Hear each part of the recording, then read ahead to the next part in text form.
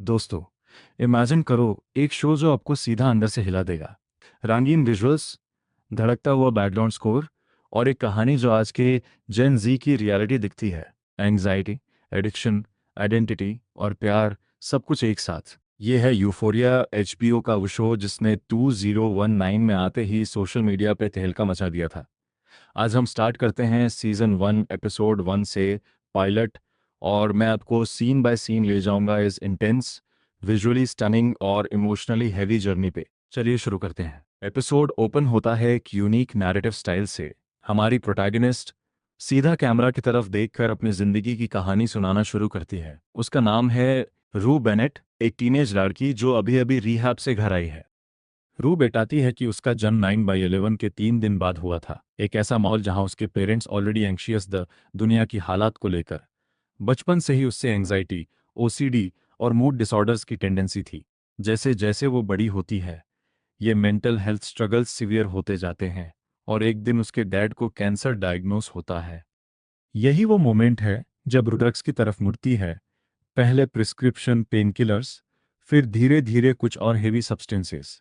ये सीक्वेंस बहुत fast paced है, मोन्टाज स्टाइल में दिखाया गया है, जिसमें रू वॉइस ओवर में अपने आप को बिल्कुल ऑनेस्टली डिस्क्राइब करती है, बिना किसी फिल्टर के, बिना खुद को बचाए। ये शो का सिग्नेचर स्टाइल है, रॉ नैरेशन जो अक्सर विजुअल से कॉन्ट्रास्ट करता है।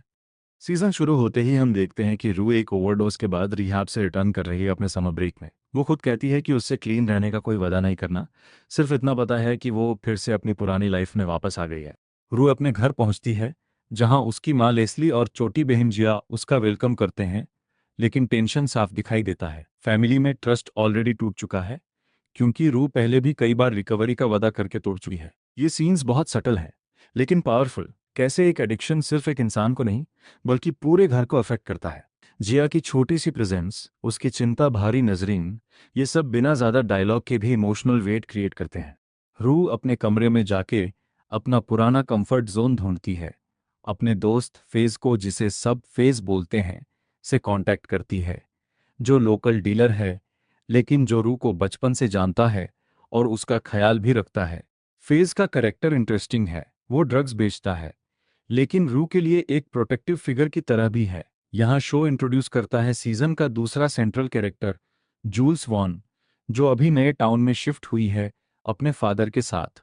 जूल्स ट्रांसजेंडर है और शो बहुत ही थॉटफुल तरीके से उसकी आइडेंटिटी को एक्सप्लोर करता है, बिना यूज सिर्फ एक इशू बनाए, बल्कि एक पूरी इंसान की तरह। जूल्स एप्स यूज करके लोगों से मिलती है ऑनलाइन, और वो कॉन्फिडेंट, बोल्ड और अपनी स्किन में कंफर्टेबल दिखती है, लेकिन उसके अंदर भी वल्नरेबिलिटी है, जो धीरे धीरे एपिसोड में सामने आती है। एक सीन में जूल्स एक ओल्डर आदमी से मिलती है जिसे वो ऑनलाइन मिला है। ये इंटरेक्शन शो के डार्कर थीम्स को हाईलाइट करता है। कैसे टीनेजर्स, स्पेशली जो अपनी आइडेंटिटी एक्सप्लोर कर रहे हैं, खुद को रिस्की सिचुएशंस में डाल देते हैं, कभी क्यूरियोसिटी से, कभी वैलिडेशन की तलाश में। शो ये सब एक्सप्लिसिट ग्राफिक डिटेल के बिना भी अपनी इम्पैक्ट क्रिएट कर देता है। कैमरा वर्क और जूल्स के फेशियल एक्सप्रेशन से ही बहुत कुछ कह दिया जाता है। जूल्स और रू अभी तक मिले नहीं हैं, लेकिन शो क्लियरली सिग्नल देता है कि इनका कनेक्शन इस सीजन का इमोशनल कोर बनेगा। अब हम मिलते हैं बाकी के हाई स्कूलर से जो इस शो का वाइडर एंसेम्बल बनाते हैं। नेट जैकब्स, फुटबॉल टीम का स्टार प्लेयर, जो बाहर से परफेक्ट लाइफ जीता हुआ दिखता है, लेकिन अंदर से गुस्सा और इनसिक्योरिटी से भरा है। उसके फादर कैल जेकब्स के साथ उसका रिलेशनशिप भी कॉम्प्लिकेटेड है, जो बाद के एपिसोड्स में और एक्सप्लोर होता है। मार्डी पेरेस, नेट की on end of girlfriend, confident और बोल्ड, जो अपनी रिलेशनशिप में कंट्रोल चाहती है लेकिन जो खुद भी एक टॉक्सिक साइकिल में फंसी हुई है। कैट हर्नांडेज, एक स्मार्ट सेल्फ अवेयर लड़की जो अपने बॉडी इमेज इश्यूज से जूझती है और जो सोशल एक्सेप्टेंस ढूंढती है। इस एपिसोड में हम देखते हैं कि कैसे एक पार्टी में होने वाली एक घटना उसकी जिंदगी का रुख बदल देगी। इस सीजन में कार्ट का आर्क सेल्फ डिस्कवरी और कॉन्फिडेंस की तरफ जाता है। कैसी हार्वर्ड, स्वीट और केयरिंग, लेकिन अपने पास्ट रिलेशनशिप्स की वजह से इमोशनली वल्नरेबल, जिसकी रेपुटेशन स्कूल में ऑलरेडी एक टॉपिक बन चुकी है। क्रिस मैके, कॉलेज जाने वाला फुटबॉल प्लेयर जो अपने फ्यूचर को लेकर प्रेशर में है। ये सब कैरेक्टर्स एक हाई स्कूल पार्टी की तरफ बढ़ रहे हैं, जो इस एपिसोड का क्लाइमैक्स बनेगी। रात को सब टीनेजर्स एक बड़े पार्टी में पहुंचते हैं, और यही वो जगह है जहां शो अपनी विजुअल लैंग्वेज सबसे ज्यादा दिखाता है।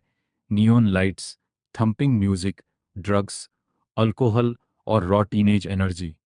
रू भी पार्टी में पहुंचती है और यहीं उसकी मुलाकात होती है जूल से। पहली बार दोनों का कनेक्शन तुरंत स्पेशल फील होता है, एक दूसरे की तरफ खिंचाव जो बाकी केओस से बिल्कुल अलग लगता है। ये मोमेंट सीजन के सबसे इम्पॉर्टेंट रिलेशनशिप्स की शुरुआत है।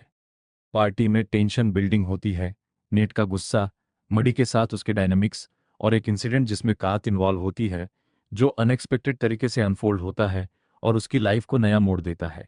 इसी बीच रू अपनी पुरानी हैबिट्स में वापस गिरना शुरू करती है। शो यहाँ बहुत ऑनेस्ट है, रिकवरी एक सीधी लाइन नहीं होती और रू का रिलैप्स दिखाया जाता है बिना यूज ग्लैमराइज किए, बल्कि उसकी इंटरनल स्ट्रगल को हाईलाइट करते हुए।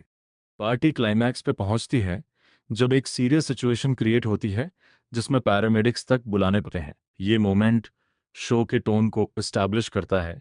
ये एक ऐसा वर्ल्ड है जहां कॉन्सिक्वेंसेस रियल है, चाहे कैरेक्टर्स कितने भी यंग क्यों ना हो। जैसे एपिसोड खत्म होने को आता है, हम वापस री की नरेशन में आते हैं। वो रिफ्लेक्ट करती है अपनी जिंदगी पे, अपनी चॉइसेस पे और इस नए कनेक्शन पे जो उसने जूल्स के साथ फील किया है।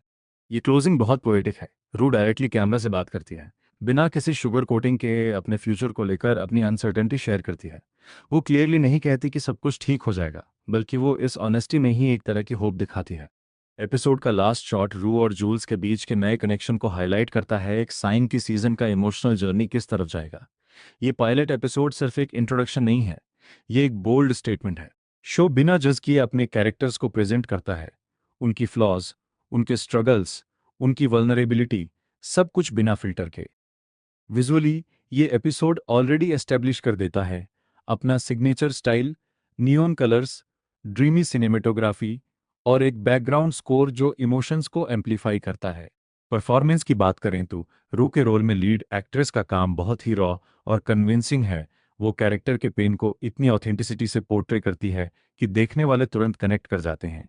ये show mental health, addiction, identity और टीनेज रिलेशनशिप्स जैसे हैवी टॉपिक्स को टच करता है और इसीलिए ये व्यूअर डिस्क्रिशन के साथ देखा जाना चाहिए। लेकिन अगर आप character driven, visually ambitious story telling के फैन हैं, तो ये पायलट एपिसोड आपको तुरंत हुक कर लेगा।